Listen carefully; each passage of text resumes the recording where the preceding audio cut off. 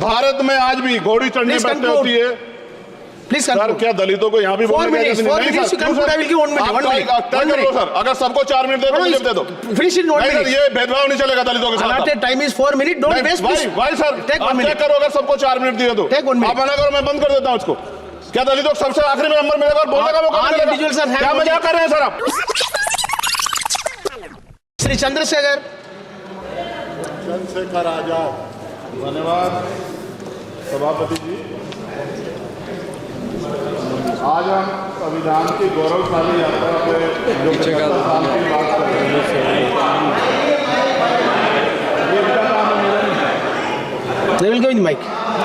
धन्यवाद सभापति जी। आगे सर, आगे। आज हम संविधान की गौरवशाली यात्रा पे बात करने के लिए चर्चा कर रहे हैं। कल से ये चर्चा चल रही है सर।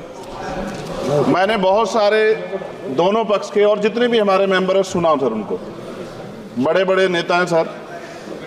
इसके भाग 1 में लिखा हुआ है India that is Bharat, Hindustan नहीं लिखा हुआ है सर। लेकिन सारे नेता संविधान पर चर्चा कर रहे हैं लेकिन हिंदुस्तान ही कहेंगे, भारत कहने की हिम्मत नहीं जुटा पा रहे हैं। ये बड़ा सवाल है सर कि क्या संविधान के हिसाब से बात रखी जा रही है। मैं धन्यवाद दूंगा फूले साहू बाबा साहब अम्बेडकर को और मेरे नेता मान्यवर साहब श्री काशीराम को।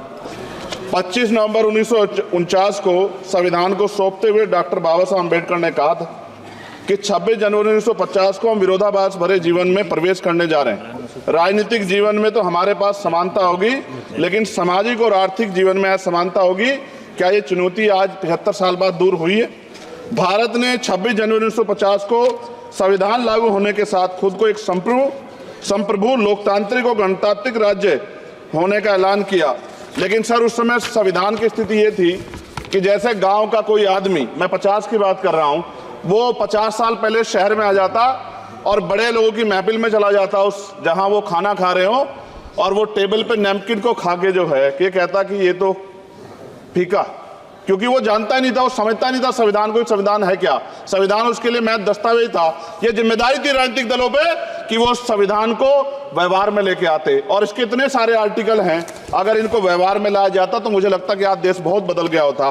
बाबा साहब ने कहा था कि लोकतंत्र भारतीय भूमि का केवल ऊपरी पोशाक है, उनके अनुसार यहाँ की संस्कृति अनिवार्य तौर पर लोकतांत्रिक है। भारत जैसे गरीब और गैर बराबरी वाले देश में संविधान के जरिए छुआछूत खत्म करना, वंचितों के लिए सकारात्मक उपाय करना, सभी वयस्कों के लिए मतदान का अधिकार देना और सबके लिए सम्मान अधिकार तय करना, ये बहुत बड़ी उपलब्धि थी सर। ये संविधान है कि आप वहां बैठे हैं और मैं यहाँ खड़ा होकर अपनी बात रख रहा हूं और इस देश में आदिवासी महिला के तौर पे जो है राष्ट्रपति बनी है और प्राइम मिनिस्टर तो नहीं बना, लेकिन शेड्यूल कास्ट के बड़े नेताओं को भी जो है राष्ट्रपति बनने का मौका मिला। इस संविधान की देन, अगर वोट हम पे नहीं होता तो शायद अमीर और जो राजा महाराजा खुद को मानते हैं हमारी गलियों तक नहीं आ पाते, हमारे हाल नहीं जान पाते। आजादी का मतलब सर सिर्फ अधिकार पाना भर नहीं है, इसके लिए हमारे संविधान में सरकार और नागरिकों के अधिकारों के साथ साथ उनके कर्तव्यों का विस्तार से उल्लेख किया गया है। बाबा साहब ने संविधान सभा में दिए गए भाषण में कहा था कि स्वतंत्रता आनंद का विषय है, पर अब हमें अपनी जिम्मेदारियों पर भी ध्यान देना होगा।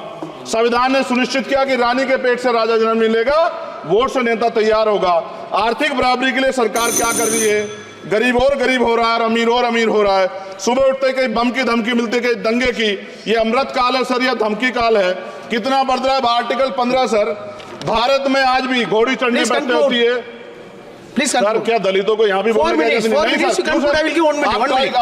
सर? अगर सबको 4 मिनट दे दो ये भेदभाव नहीं चलेगा दलितों के साथ। Time is 4 minute, don't waste. भाई सर, आप क्या करो अगर सबको 4 मिनट दिए तो आप मना करो, मैं बंद कर देता हूँ उसको। क्या दलितों को सबसे आखिरी में नंबर मिलेगा और बोलने का मौका मिलेगा? क्या मजाक कर रहे हैं सर आप? नो, ये all independent people are having only 4 minutes. You take sir, independent में अपनी पार्टी का मेंबर हूँ सर और जीत के आया हूँ सर, किसी की दया में नहीं आया। Take 1 minute and finish sir. कल भी बोले तो एक दलीय पार्टी के लोग, आप मौका दो सर।